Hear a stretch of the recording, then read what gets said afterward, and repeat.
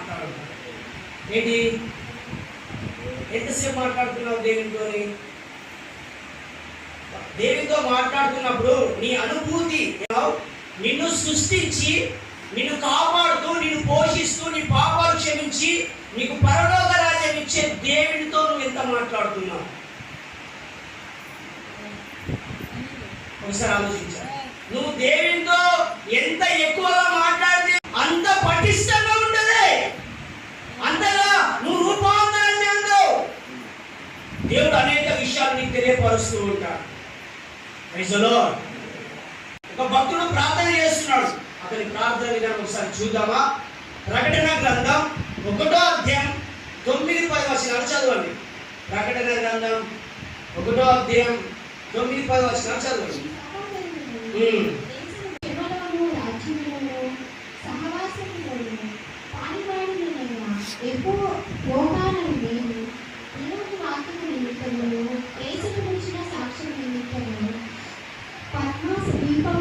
పద్మాసు దీపమున పరవాసినైతిని ప్రభువు దినమునందు గొప్ప స్థలము ప్రభువు దినమున ఆత్మవశుడనైతిని. హల్లెలూయా. ఇక్కడ సందర్భం ఏంటంటే వినండి. భక్తుడైన యోహాను దేవుని సువార్త ప్రకటిస్తున్నప్పుడు అది తీసుకొని వెళ్ళి ఒక ద్వీపంలో వేసి మధ్యలో కొంచెము నేల ఉంటుంది, చుట్టూ సముద్రమే ఉంటుంది, మధ్యలో కొంచెం నేల ఉంటుంది. అయ్యా మీరు ఏదో మాట్లాడుకుంటాను వినండి. ద్వీపం అంటే ఏంటంటే దీపం కాదు, మన ఇంట్లో ఉండే దీపం బుద్ధి కాదు, ద్వీపం. సముద్రం చుట్టూ సముద్రం ఉంటుంది, మధ్యలో కొంచెము నేల ఉంటుంది.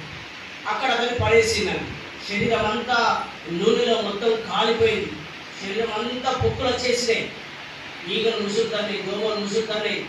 ఆ నీళ్లు తాగుదామంటే చేదు నీళ్లు, అక్కడ కప్పలు పాములు తేళ్లు, ఒక్క నర పురుగు కూడా అక్కడ సంచరించలేని పరిస్థితి. ఇంకా ఆయన చనిపోయినా ఎవ్వరికి తెలియదు, అతనికి నీళ్ళు ఇచ్చేవాళ్ళు లేరు, అన్నం ఇచ్చేవాళ్ళు లేరు, మాట్లాడేవాళ్ళు లేరు. భయంకరమైన పరిస్థితి. ఈ ఒక్క మాట చెప్పాలంటే మరణపు అంచులో ఉన్నాడు, ఇవాళ రేపు చచ్చిపోతాడు అనే పరిస్థితిలో ఉన్నాడు. ఎవరండి? అబ్రహామేనా? నిద్ర పోయే వాళ్ళు స్తోత్రం చెప్పండి. హల్లెలూయా. యోహాను ఒక జీవితం ఎట్లా ఉందంటే ఇవాళ రేపా అన్నట్టుగా ఉన్నది.